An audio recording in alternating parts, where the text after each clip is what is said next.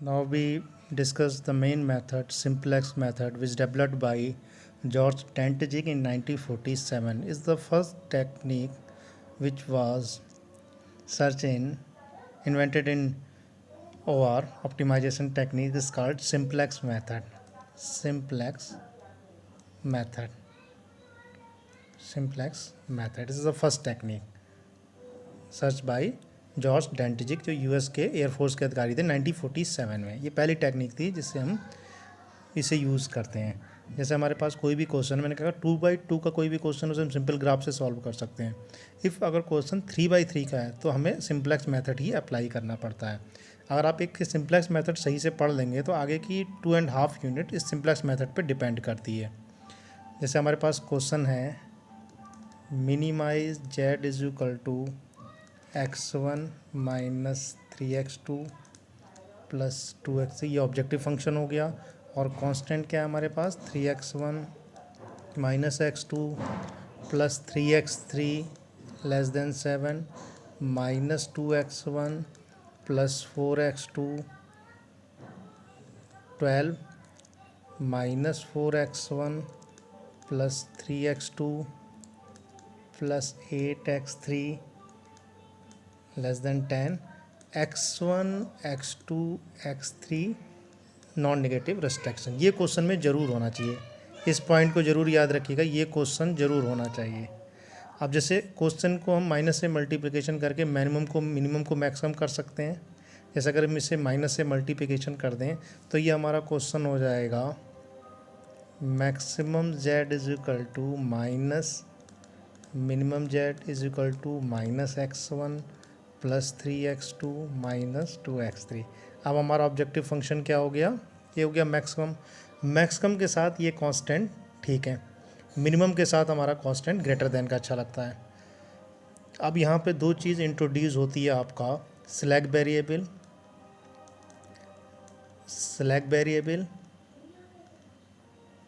And surplus variable.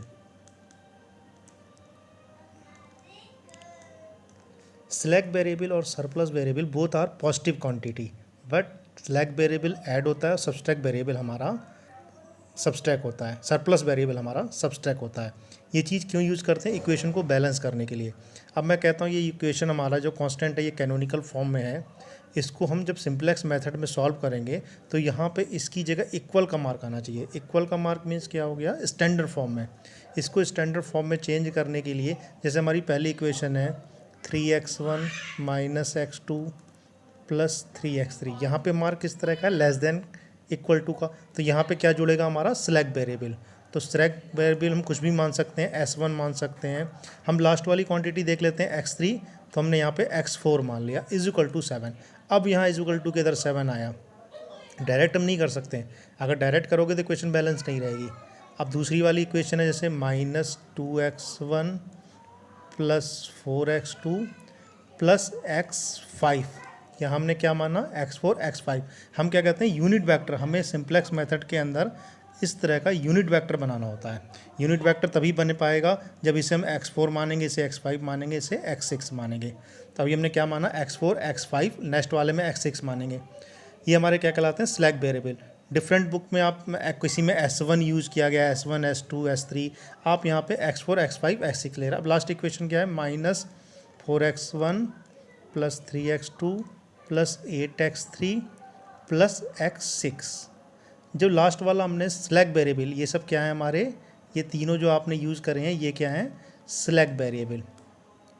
और वो क्यों यूज़ होते हैं स्लैक वेरिएबल, किसी इक्वेशन को बैलेंस करने के लिए, यानी कैनोनिकल फॉर्म से स्टैंडर्ड फॉर्म में। ये कैनोनिकल फॉर्म कहलाती है, ये स्टैंडर्ड फॉर्म, इक्वल वाली स्टैंडर्ड फॉर्म। इक्वल फॉर्म में करने के लिए, क्योंकि जब सिंपलेक्स में आगे बढ़ेंगे तो हमें एक टेबल बनानी पड़ती है, उस टेबल में आपके ये होते हैं यूनिट वेक्टर की तरह आने चाहिए। यूनिट वेक्टर तभी आएगा जब एक अगला स्टेप आप छोड़ के लिखेंगे। तो यहाँ पे S1 S2 S3 या x4 x5 x6 हो गया।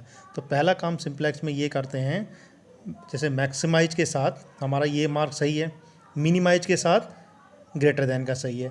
अगर कहीं पे सपोज़ करा यही इक्वेशन हमारी, ये वाली जो इक्वेशन मैं सपोज़ कर रहा हूँ, ये होती 3x1 minus x2 plus 3x3, इस तरह का मार्क होता, ग्रेटर देन का, तब यहाँ पे क्या करते, इस इक्वेशन को स्टैंडर्ड फॉर्म में चेंज करने के लिए आप क्या करते, इसमें आप स्लैक वेरिएबल नहीं जोड़ते, इसमें क्या होता, सरप्लस वेरिएबल सबस्टैक होती ये भी पॉजिटिव क्वांटिटी है, लेकिन ये सबस्टैक होती। इसको इक्वेशन को कैसे करते हैं हम, +3x3 -s1 = 7 या -x4 = 7, ये स्टैंडर्ड फॉर्म में आ गई।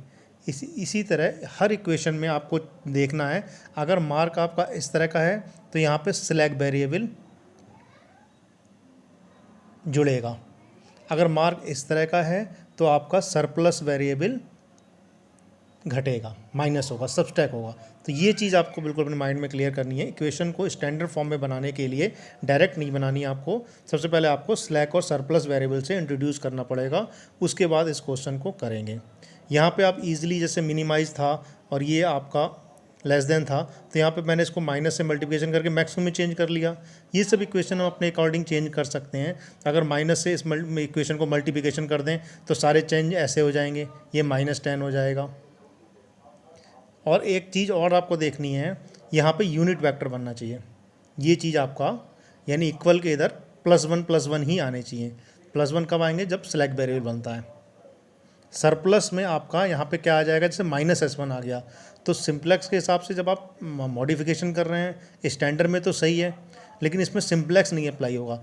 इसको सॉल्व करने के लिए, जहाँ पे अगर इस तरह का मार्क है और सरप्लस वेरिएबल आप सब्सट्रैक्ट कर रहे हैं, इसके लिए आपको एक स्टेप, मतलब इसी यूनिट में अगले पार्ट में जाना, अगले मेथड में। तो यहाँ पे इन क्वेश्चनों के लिए 2 मेथड हैं, बिगम मेथड और फेज मेथड। इसे शॉर्ट में बिगम को बिगम मेथड लिखते हैं, फेज मेथड। ये आपका नेक्स्ट पार्ट हो गया, मतलब सिंप्लेक्स के आगे। तो ये मैंने बताया, सिंप्लेक्स से ही आपकी 2.5 यूनिट कंप्लीट होती है। तो पहला पार्ट तो सिंप्लेक्स हो गया, जिसमें आपको स्लैक वेरिएबल जोड़ के आप बनाओगे। अगर कहीं पे आप सरप्लस वेरिएबल सबस्ट्रैक हो रहा है, यानी कहीं पे मार्क इस तरह का है और इसमें सरप्लस वेरिएबल सबस्ट्रैक हो रहा है, तब आप एक नेक्स्ट यूनिट आगे बढ़ गए, यानी आपको बिगम और फेज मेथड यूज़ करना है। तो अभी तो फिलहाल हम लोग बात कर रहे हैं सिंप्लेक्स मेथड की। अब हम सिंप्लेक्स की बात कर रहे थे। तो इस क्वेश्चन को कैनोनिकल फॉर्म से स्टैंडर्ड फॉर्म में चेंज करने के बाद हमारे पास ये आ गया। अब इसके बाद हम सिंप्लेक्स की टेबल बनाना चालू करेंगे। सिंप्लेक्स की टेबल कैसे बनाते हैं, उसके लिए आप basic variable, cost of basic variable, XB, X1, X2, जितने कांस्टेंट है इसमें, X3, X4, X5, X6, और यहाँ पे लिख लेते हैं मिनिमम रेशियो XB/1। ये आपको हर क्वेश्चन में बनानी पड़ेगी टेबल आपको।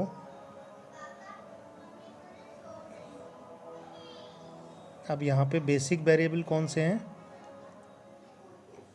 जो हमने ये माने थे, X4, X5, X6, X4, X5, X6, ये हमारे क्या कहलाते हैं, बेसिक वेरिएबल। ये हमने इक्वेशन को इक्वल करने के लिए हमने सपोज करा था S1, S2, S3 या X4, X5, X6। Basic variable जो अपनी ओर से मानते हैं, उसकी कॉस्ट क्या है, 0, क्योंकि जब हमने अपनी ओर से इंट्रोड्यूस करा है, और ये कॉस्ट तो मार्केट में फिक्स रहती है। तो इसके आगे हम लिख सकते हैं 0x4 + 0x5 + 0x6। तो बेसिक वेरिएबल की कॉस्ट क्या हो गई, 0। आपको टेबल बनाना समझ में आ गई होगी। B बेसिक वेरिएबल की कॉस्ट, XB जो ये इक्वल के इधर रहते हैं कांस्टेंट, 7, 12 और 10। कांस्टेंट वहीं तक लिखते हैं, जैसे X1, X2, X3, X4, X5, X6। तो सारे जैसे ये हमारी एज ए मैट्रिक्स काम कर रही है, ये हमारा एक मैट्रिक्स की तरह है। मैट्रिक्स के सारे कोऑर्डिनेट लिख लिए लीनियर इक्वेशन के आपने, 3, -1, 3, 1, 0, 0, -2, 4, 0, 0, 1, 0, -4, 3, 8, 0, 0, 1। सेलेक्ट वेरिएबल हमने X4, X5, X6 क्यों माना था, क्योंकि ये देखो यूनिट मैट्रिक्स बन रही है, ये हर क्वेश्चन में बनना है। जब भी आप सिंप्लेक्स की टेबल बनाएंगे, इसे कहते हैं सिंप्लेक्स की टेबल, तो ये आपके हर क्वेश्चन में बनता है। इसके ऊपर हम कॉस्ट डाल देते हैं। XB के ऊपर क्या लिख देते हैं हम, कॉस्ट लिख देते हैं CJ। कॉस्ट हमारी क्या है, ये वाली ऊपर वाली। X1 की कितनी है, -1, X2 की कितनी है, 3, X3 की कितनी है, -2, और X4 की 0, 0, 0। ऊपर कॉस्ट लिख देते हैं। x1 की कॉस्ट क्या है, मार्केट में फिक्स है -1, x2 की कितनी है 3, x3 की कितनी है -2, x4 की कितनी है हमारी 0 0 0। क्लियर हो रहा होगा ये। सबसे पहले आप सीख रहे हैं कैसे हम टेबल कंस्ट्रक्ट करते हैं। उसके बाद यहाँ पे आ जाता है डेल जे एक्स वी के नीचे। जैसे मैट्रिक्स में हम कोई भी एलिमेंट्री ऑपरेशन लगाते हैं वो कांस्टेंट में ही लगाते हैं, x1 x2 x3 x4 के उसमें लगाते हैं, तो सेम हम सारा जो अप्लाई करेंगे वो एक्स बी के इधर ही करेंगे, यानी x1 x2 x3 x4 x5 x6 के जो भी ये कांस्टेंट है इसमें लगाएंगे, ना कि इधर।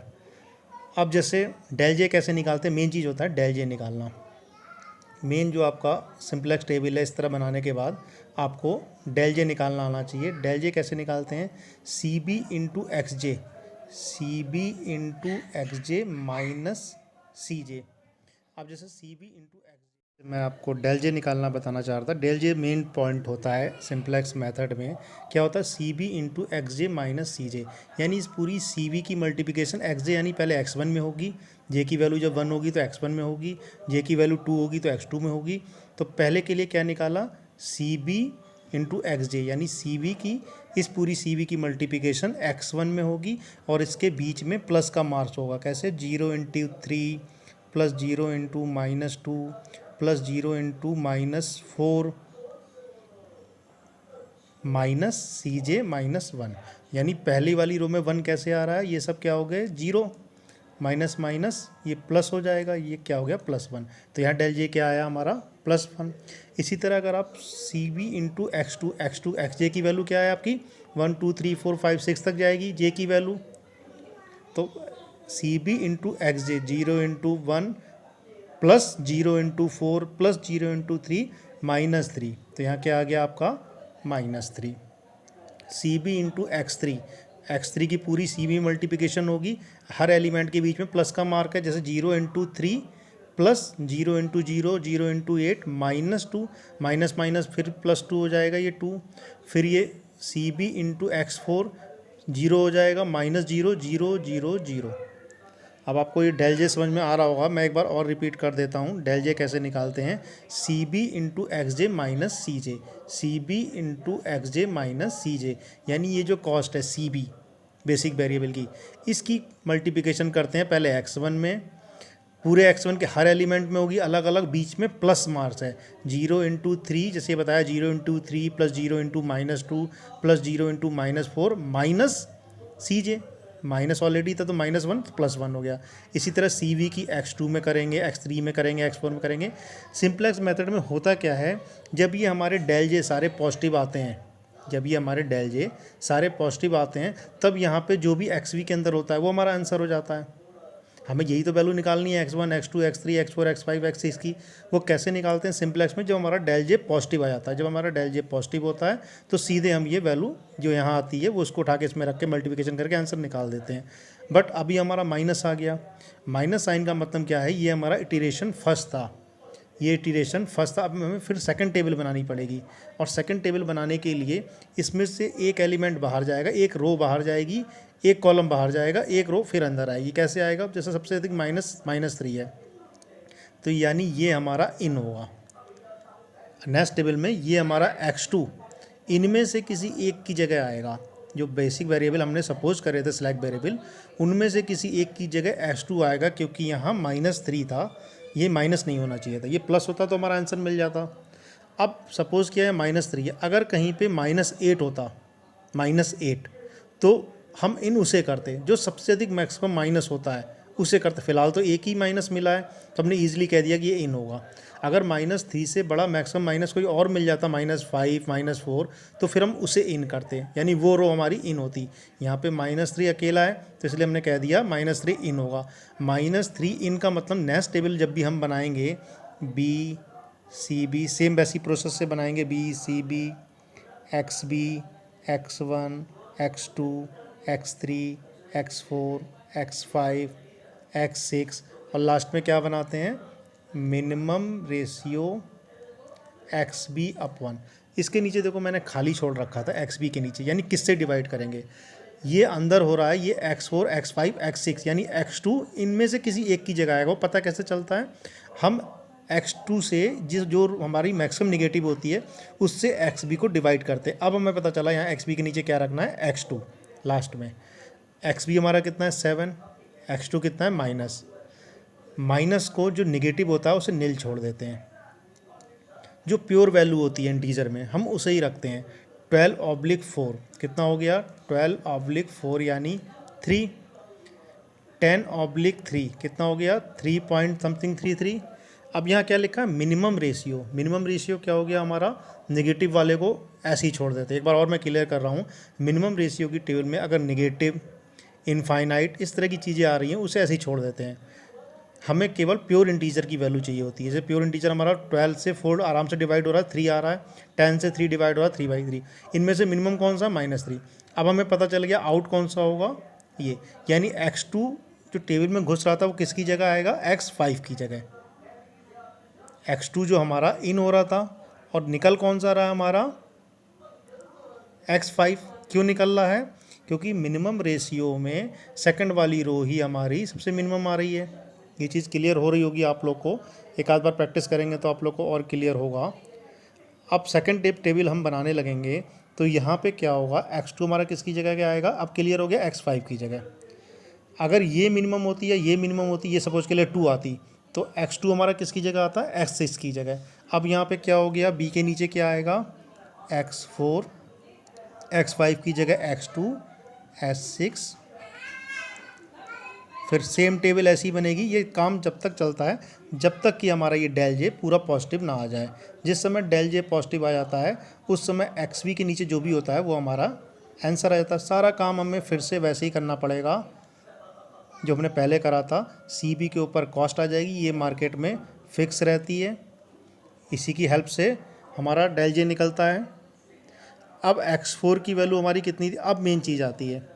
अब मेन चीज़, हम नया चीज़ जो हम करने जा रहे हैं इसमें की एलिमेंट, नई चीज़ जो हम इंट्रोड्यूस कर रहे हैं वो की एलिमेंट होता है। की एलिमेंट क्या होता है, जो इंटरसेक्शन पे आता है। की एलिमेंट हमारा क्या होता है, इंटरसेक्शन में कौन सी चीज़ आ रही है, यानी यहाँ से ये इन हुई और यहाँ से ये आउट हुई, तो देखो इधर से ये घुस रही है, इधर से ये आ रही, बीच पे इंटरसेक्शन पॉइंट पे क्या आ रहा है, 4 हमारा क्या हो गया, की एलिमेंट। यानी सिंप्लेक्स के हर क्वेश्चन में ये सब काम करने के बाद नेक्स्ट टेबल में जाने के लिए हमें एक की एलिमेंट निकालना पड़ता है। जैसे ही हमें की एलिमेंट मिल जाता है, की एलिमेंट बीच का वो एलिमेंट होता है जो इंटरसेक्ट पॉइंट पे होता है। अगर सपोज करा हमारी ये वाली लाइन इन हो रही होती है और कोई और ये वाली लाइन निकल रही होती तो 3 की एलिमेंट होता। कोई सी भी अगर लाइन निकल रही होती, बीच में जो भी एलिमेंट आता वो हमारा की एलिमेंट बन जाता। इस क्वेश्चन के अकॉर्डिंग की एलिमेंट कौन सा है, इन ये हो रहा, आउट ये, तो की एलिमेंट कौन सा, 4। करते क्या है, नेक्स्ट टेबल में जो की एलिमेंट होता है उसको हम 1 बनाते हैं, उस यूनिट मैट्रिक्स में चेंज करते हैं उस पूरी रो को। जैसे आपका की एलिमेंट बीच में मिला तो हम क्या करेंगे, नीचे बीच में 1 बनाएंगे, एलिमेंट्री ऑपरेशन लगा के, सिंपल जैसे मैट्रिक्स में लगाते थे, 4 की जगह 1 और ऊपर नीचे 0 0, क्योंकि की एलिमेंट बीच में मिला था। अगर ये 4 ऊपर होता तो यहाँ 1 बनाते, इसके नीचे 0 0। अगर की एलिमेंट जहाँ भी मिलता है, जो भी हमें की एलिमेंट मिलता है उससे हम तुरंत 1 बनाते हैं। 1 बनाना बहुत आसान है एलिमेंट्री ऑपरेशन में, यानी इसे 4 से डिवाइड कर देंगे तो अपने आप 1 हो जाएगी। इस पूरी रो को जब हम 4 से डिवाइड कर देंगे ये 1 हो जाएगा। इसको 0 0 बनाना है, जैसे मैट्रिक्स में एलिमेंट्री ऑपरेशन लगा के 0 0 रैंक निकालते थे तो इसे 0 0 बनाते थे। साइमल्टेनियस इक्वेशन में 0 0 बनाते थे जब सॉल्व करते थे हम लोग, एन में आपने पढ़ा था, बिल्कुल सेम है जी। इसे 1 बनाएंगे, इसे 0 0। इसे 1 क्यों बना रहे हैं, क्योंकि ये हमारा की एलिमेंट है। अगर कोई और की एलिमेंट मिलता तो उसे 1 बनाते, उसके नीचे ऊपर 0 बनाते। अगर की एलिमेंट ये होता तो इसे 1 बनाते, ये दोनों 0 0 बनाते। एक चीज़ और आपको इसमें विशेष ध्यान देनी है, जैसे की एलिमेंट हमारा 1 बन गया और ये 0 0 बना रहे हैं, इस दोनों को 0 0 बनाने के लिए आपको ये नहीं कि डायरेक्ट मल्टीप्लिकेशन कर दी, जैसे इसमें हम 4 से मल्टीप्लिकेशन करके घटा देंगे तो ये आराम से 0 बन जाएगा, लेकिन उससे हमारे आंसर पे इफेक्ट पड़ेगा। इसलिए हम फ्रैक्शन वैल्यू यूज़ करते हैं इसमें एक्यूरेसी लाने के लिए। इसके आंसर में ऑप्टिमाइजेशन में एक्यूरेसी लाने के लिए हम इसमें फ्रैक्शन वैल्यू यूज़ करते हैं। फ्रैक्शन वैल्यू का मतलब क्या है, एक ईजिली हम इसे 4 से मल्टीप्लिकेशन कर देते, इसमें से जोड़ देते तो ये आराम से 0 हो जाता। लेकिन हम क्या कर रहे हैं, इसको हमने 4 से डिवाइड किया तो ये 1 बन गया। उसके बाद इसको 0 0 बनाने के लिए हमने क्या करा, इसे 4 से डिवाइड करके इसमें जोड़ रहे हैं।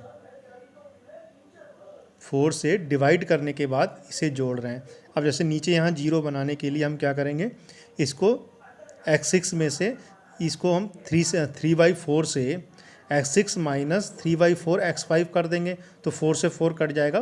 फ्रैक्शन वैल्यू लेके चलनी है हमें, डायरेक्ट मल्टीप्लिकेशन करके नहीं घटाना है। जैसे यहाँ 4 है, यहाँ 3 है, हम कहें इसको 0 बनाना है, तो आपने यहाँ 3 से मल्टीप्लिकेशन कर दिया, यहाँ 4 से मल्टीप्लिकेशन कर दिया, 0 बन गया, 12 हो गए। ऐसा नहीं करना, आपको फ्रैक्शन वैल्यू लेके चलनी है। फ्रैक्शन वैल्यू क्यों लेके चलनी है?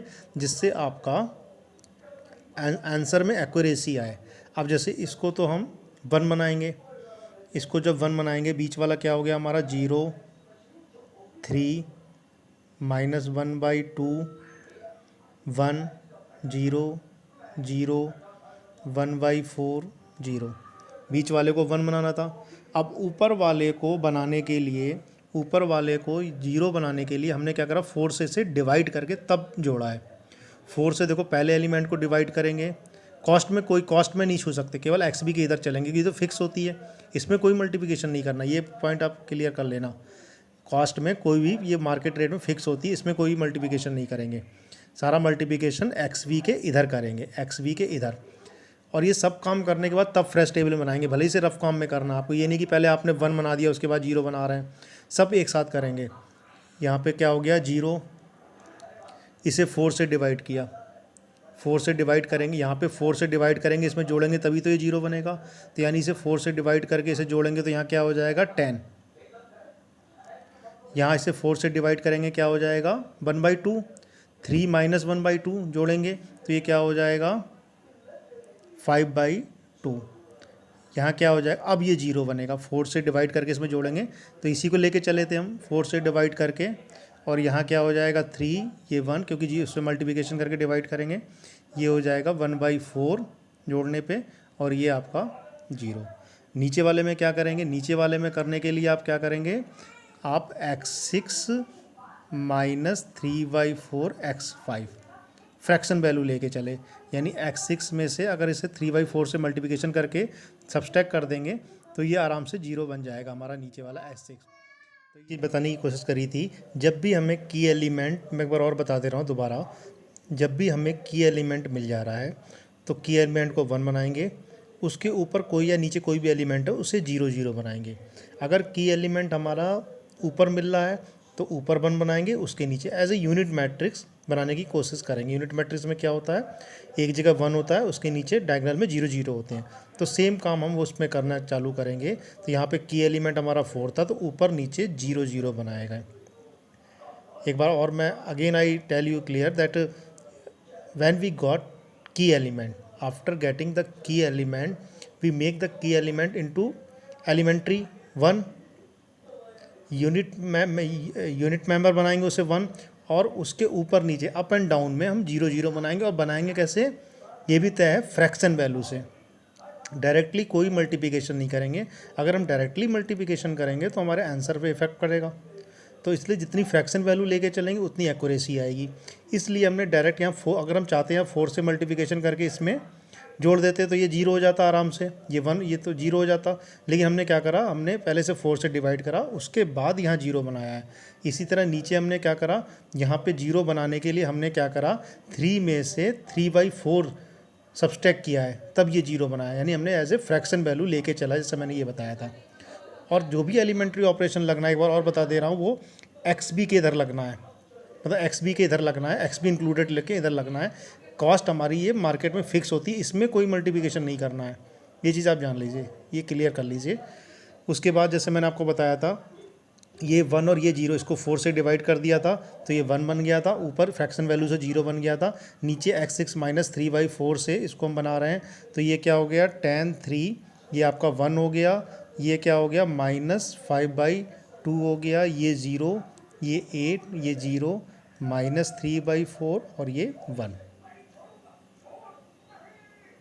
अब फिर डेल जे निकालेंगे, एक्स वी के नीचे क्या आता है डेल जे, डेल जे फिर वैसे ही निकालेंगे, सी बी इंटू एक्स जे माइनस सी जे। सारे एलिमेंट 0 0 हैं, नहीं, क्या मिस्टेक करी हमने, जब हमने x5 की जगह x2 पुट करा तो x2 की मार्केट प्राइस हमारी मार्केट में क्या थी 3। देखिए ऊपर क्वेश्चन में हमारी मार्केट प्राइस क्या थी, x2 की 3 फिक्स थी। लेकिन हमने यहाँ 0 लिखा हुआ है तो गलत है। तो अभी इसकी मार्केट प्राइस हम क्या लिखेंगे यहाँ पे 3। क्या मिस्टेक थी, क्योंकि x2 जब इंक्लूड हो गया, x2 हमारा इन हो गया, तो x2 की मार्केट प्राइस तो 3 हमारी थी।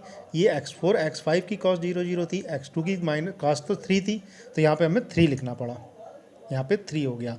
अब हम जब डेल जे निकालेंगे तो क्या निकालेंगे, सी बी इंटू एक्स जे माइनस सी जे, यानी 0 इंटू 5/2 0 माइनस 3/2 प्लस -3/2 प्लस 0 -1, यानी -3/2 -1 यानी +1, तो क्या हो गया -1/2।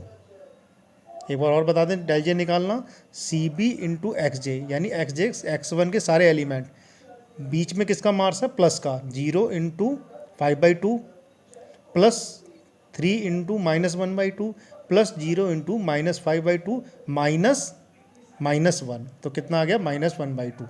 इस तरह सी बी इंटू एक्स जे यानी x2 हो गया जे की जगह, 0 इंटू 0 3 प्लस 0 इंटू 0, यानी 3 में से 3 जाएगा कितना हो जाएगा 0, और ये 2 0 3/4 0।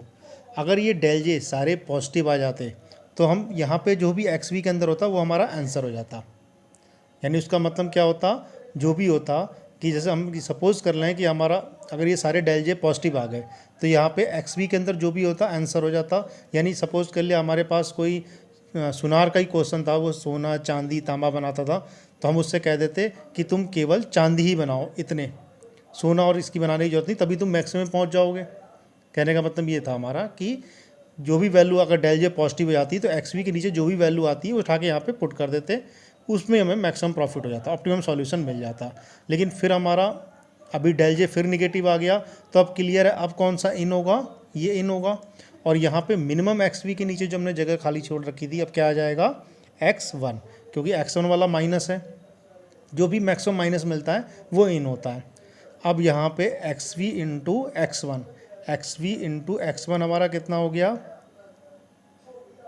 10/5/2, 10/5/2, और ये कितना हो गया 3 इंटू माइनस मैंने कहा था इसे नील कर देते हैं, ये भी माइनस है तो माइनस नील कर दिया। तो मेन हमारा इंटीजर कौन सा निकला, ये, यानी आउट कौन सा हो रहा है इस बार 10/5/2,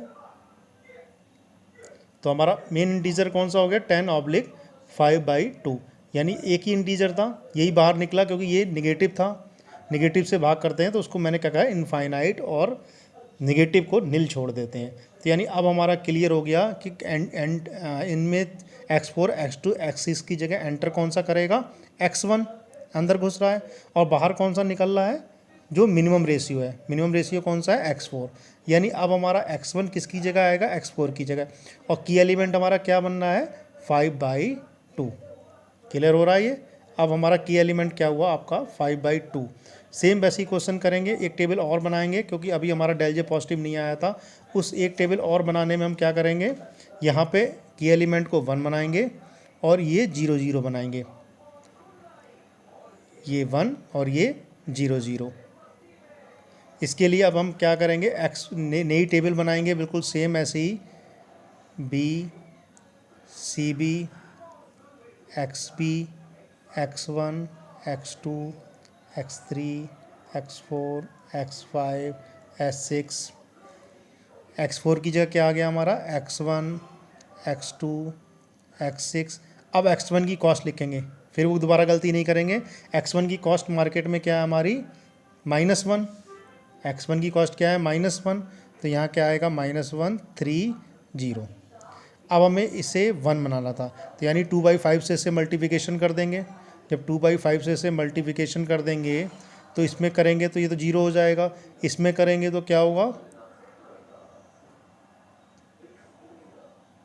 2/5 से इसको हम जब मल्टीप्लिकेशन कर देंगे तो ये हमारा हो जाएगा। जब 2/5 से इसे 1 बनाने के लिए 2/5 से मल्टीप्लिकेशन करेंगे तो ये हो जाएगा 4 1 0 6/5 2/5 1/10 0। इसको 2/5 से मल्टीप्लिकेशन कर दिया। अब यहाँ पे हमें 0 0 बनाना, मैंने क्या बताया था, जैसे की एलिमेंट मिल जाता है आपको तो उसको 1 और उसके नीचे 0 0 बनाते हैं। तो यहाँ पे 5/2 को 1 बनाने के लिए 2/5 से हमने मल्टीप्लिकेशन कर लिया था। अब यहाँ पे 0 बनाने के लिए हम क्या करेंगे, x4 में अगर हम 1/5 से मल्टीप्लिकेशन करके जोड़ दें, यानी क्या करेंगे हम 1/5 x4 प्लस x2, तो ये हमारा आराम से इसके नीचे 0 हो जाएगा। क्यों लेके चले हम, फ्रैक्शन वैल्यू लेके चले, 1/5 से मल्टीप्लिकेशन करेंगे 1/2 प्लस इसमें जोड़ देंगे, तो ये हमारा क्या हो जाएगा 1/5 से जब x4 में मल्टीप्लिकेशन करेंगे तो ये हो जाएगा 2, 3 × 2 5, ये आपका 0, ये 1, ये 3/5, ये 1/5, ये 3/10 और ये 0। इसी तरह x6 निकालने के लिए क्या करेंगे, x6 बहुत ईजी है, ऐसे ही जोड़ सकते हैं, तो 0 हो जाएगा 0, ये 11, ये 0, ये 0, 11, 1, -1/2 1, और यहाँ ऊपर सीजे लिख देंगे कास्ट जो मार्केट में फिक्स थी, -1, 3, -2, 0, 0, 0, और यहाँ पे डेल जे फिर निकालेंगे हम, दोबारा डेल जे निकालेंगे सेम वैसी मेथड से जैसे आप निकालते आए हैं। ये काम तब तक चलता है जब तक कि डेल जे हमारा पॉजिटिव ना हो जाए, जब तक कि हमारा डेल जे पॉजिटिव ना हो जाए। अब फिर डेल जे निकालेंगे, -1 × 1 CB × XJ माइनस CJ, वही फार्मूला चलेगा हर एलिमेंट का, और बीच में प्लस का मार्क, ये दोनों तो 0 हो गए। ये -1 प्लस -1, -1 प्लस ये क्या हो जाएगा 0, CB × XJ ये क्या हो जाएगा 0, 3 - 3 जाएगा, उसके बाद -6/5 प्लस 9/5 × 0 -2 ये हो जाएगा 13/5, ये हो जाएगा 1/5, ये हो जाएगा 8/10, ये हो जाएगा 0। अब देखिए हमारे सारे डेल जे पॉजिटिव आ गए।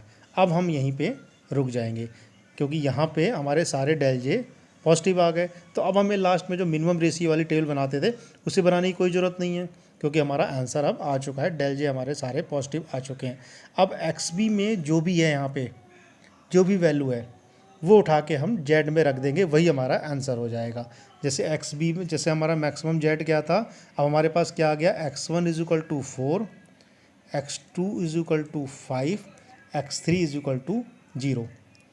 बाकी इन सब की x6 की वैल्यू में कोई फ़ायदा नहीं है क्योंकि 0 हो जाता है, या तो यहीं पे डायरेक्टली मल्टीप्लिकेशन कर लो, यही जेड हो गया, 4 × 1, 3 × 15, 15 प्लस -4 11, यहीं से आंसर आ जाएगा। या फिर सीधे उठा के जो हमारा मैक्सिमम जेड था, यहाँ पे आपने वैल्यू पुट करी थी मैक्सिमम जेड में, वहाँ पे आप -x1 + 3x2 - 2x3 यहाँ पे वैल्यू पुट कर देंगे, -4, 15 -2 × 0 यानी क्या आ गया 11 मैक्सिमम जेड। अगर मेन आंसर में जाएंगे तो हमने क्या करा था, माइनस से मल्टीप्लिकेशन करके मिनिमम बनाया, मैक्सिमम बनाया था, तो ये -11।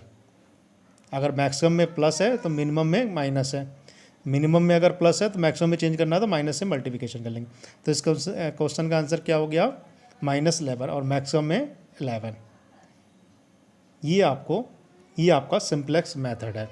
तो इसको आप एक आध बार और प्रैक्टिस करेंगे तो आपको और क्लियर होगा।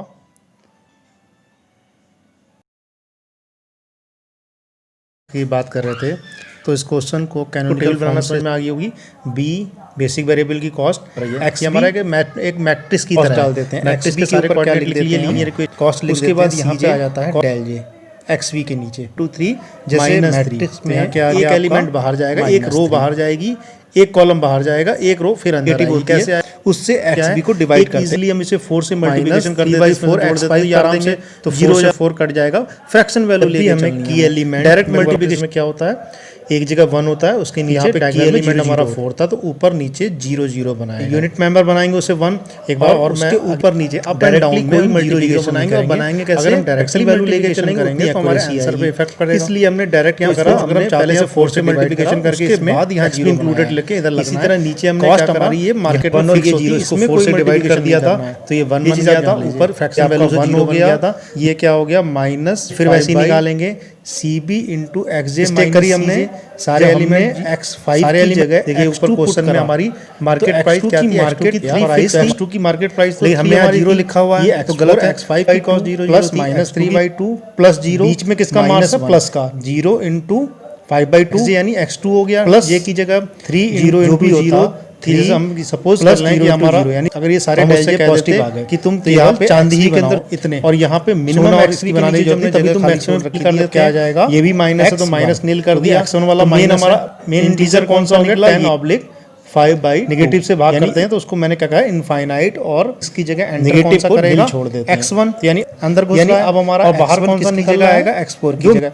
क्लियर हो रहा है, एलिमेंट हमारा क्या, हमारा की एलिमेंट क्या हुआ 5/2 नहीं आया था। सेम वैसी क्वेश्चन टेबल और बनाने में हम क्या करेंगे, हम क्या करेंगे x नई टेबल बनाएंगे बिल्कुल सेम, अब हमें इसे 1 बनाना था यानी 2/5 से इसे मल्टीप्लिकेशन करेंगे तो ये 0 हो जाएगा, 2/5 में करेंगे तो क्या होगा 5 से इसको हम जब मल्टीप्लिकेशन कर इसे 1 बनाने के लिए 2/5 से मल्टीप्लिकेशन करेंगे तो ये हो जाएगा 4। यहाँ पे हमें 0 0 बनाना, मैंने क्या बताया था, जैसे की एलिमेंट पे 5/2 तो उसको 1 बनाने के लिए 2/5 से हमने मल्टीप्लिकेशन कर लिया था। अगर हम अब यहाँ पे 0/5 से मल्टीप्लिकेशन करके जोड़ दें प्लस इसमें जोड़ यानी क्या तो ये हमारा क्या हो जाएगा, तो ये हो जाएगा 2 3 इंटू 2 5, ये 3/5 0, ये 1/5 तो इजी ऐसे जोड़ सकते हैं तो 0 हो जाएगा 0 0 11 1 -1/1 3 माइनस, और यहाँ ऊपर सीधे हमारा डेल जे पॉजिटिव ना हो जाए, और यहाँ पे डेल जे निकालेंगे -1 तो 0 होगा, ये -1 इंटू एक्स जे माइनस 6/5 माइनस 9/5 ये हो जाएगा 8/10।